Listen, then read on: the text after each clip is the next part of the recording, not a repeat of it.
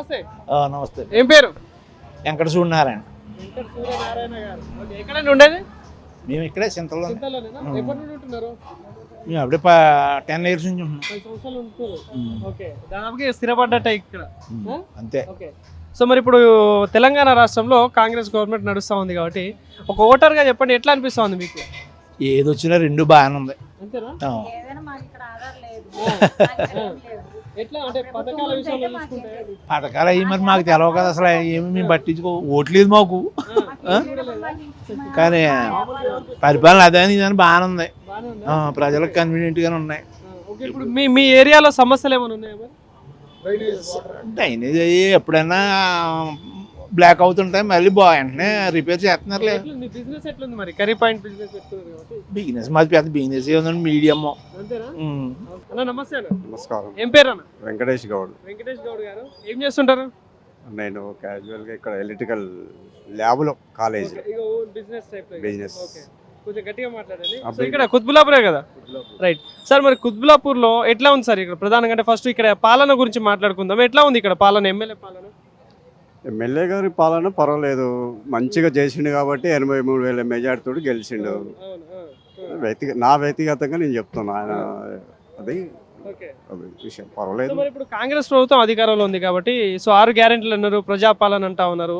So ఎట్లా అనిపిస్తుంది కాంగ్రెస్ ప్రభుత్వం పాలన చూసుకుంటే? కాంగ్రెస్ గవర్నమెంట్ కూడా అన్న పనులు చాలా వరకు మ్యాక్సిమం చేసింది. 6 గ్యారెంటీలు అయిపోయినాయి. ఉచిత బస్సు ఒకటి, గ్యాస్ ఒకటి, పెన్షన్లు ఒకటి వస్తూనే ఉంటుంది. తర్వాత పెన్షన్స్ కానీ, కొత్త పెన్షన్లు కానీ, రేషన్ కార్డ్స్ కానీ ఆల్మోస్ట్ 4,000 వస్తుందా? వస్తూనే వచ్చింది. ఈ నెలలో వచ్చేసింది చాలా మందికి, కొత్త పెన్షన్ వాళ్ళకి కొత్తగా ఇస్తున్నాడు. ఇక ఆర్టీసీ బస్ అంటే మీకు తెలిసిన విషయమే. అది ఆల్మోస్ట్. మీరుండే ఏరియాలో ఎట్లా ఉందన్న ఇక్కడ? అంటే మీ ఏరియాలో సమస్యలు కావచ్చు? సమస్యలు వస్తూనే ఉంటాయి, పోతూనే ఉంటాయి. ఏ గవర్నమెంట్ అయినా అన్ని సమస్యలు పరిష్కారం చేయాలంటే చేయలేదు. వాళ్ళు పార్టీ పరంగా కానీ వ్యక్తిగత పరంగా కానీ కొన్ని చేస్తారు.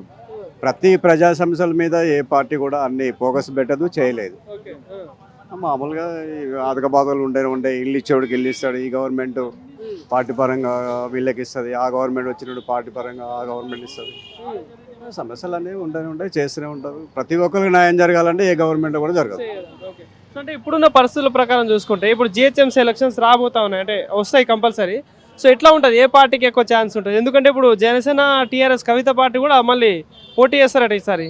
సో ఈ 5 పార్టీలు అయిపోయినాయి ప్రధానంగా. ఎట్లా ఉంటుందండి ఈసారి? అన్నిటికంటే ముందు టీడీపీ నుంచి మేము కూడా నిలబడబోతున్నాం.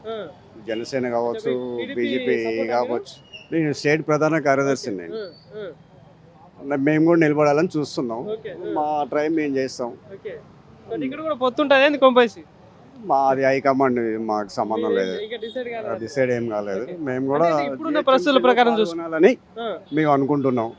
ఒకవేళ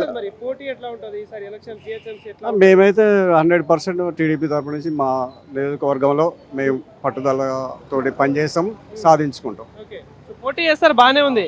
కానీ ఇప్పుడు అధికార పార్టీ ఉంది, ప్రతిపక్ష పార్టీ ఉంది కాబట్టి ఎట్లా ఉంటుంది అంటున్నా ఇక్కడ పరిస్థితి? అధికార పార్టీ అంటే సానుభూతి పరులు అధికారంగా వాళ్ళకి వేస్తూనే ఉంటారు. కొంతమంది వ్యక్తిగతంగా వేస్తారు. కొన్ని స్టేట్ నుంచి వచ్చే ఫండ్స్ ఉంటాయి కాబట్టి వ్యక్తిగతంగా క్యాండిడేట్ బట్టి వేస్తారని అనుకుంటున్నాను. ఇంకోటి, ఇప్పుడు మీరు ఇక్కడ లోకల్గా ఉన్నారు కాబట్టి కుత్బులాపూర్లో ఇంకా చేయాల్సిన పనులు ఏమున్నాయి? అసలు ఏం అభివృద్ధి చేస్తే బాగుంటుంది అనుకుంటున్నారు? ఏం సమస్యలు ఉన్నాయి అసలు ఇక్కడ? మెయిన్ రోడ్డు సమస్యలే, ఇక్కడ ఏం లేదు. రోడ్ సమస్యలు ఒకటి క్లియర్ అయితే ఆల్మోస్ట్ అన్ని దొరుకుతూనే ఉంటాయి ఇక్కడ. ఈ పబ్లిక్ కంట్రోల్ చేయటము, ఈ ట్రాఫిక్ సమస్య, ఇక వాటర్ సమస్య అంటే ఎండాకాలం అది చెప్పనవసరం లేదు, వస్తుంటాయి. ఈ ట్రాఫిక్ కంట్రోలింగ్ ఒకటి, అవుటర్ రింగ్ రోడ్ ఇలాంటి ఏమైనా ఫోకస్ పెట్టి చేస్తే బాగుంటుందని నా ఉద్దేశం.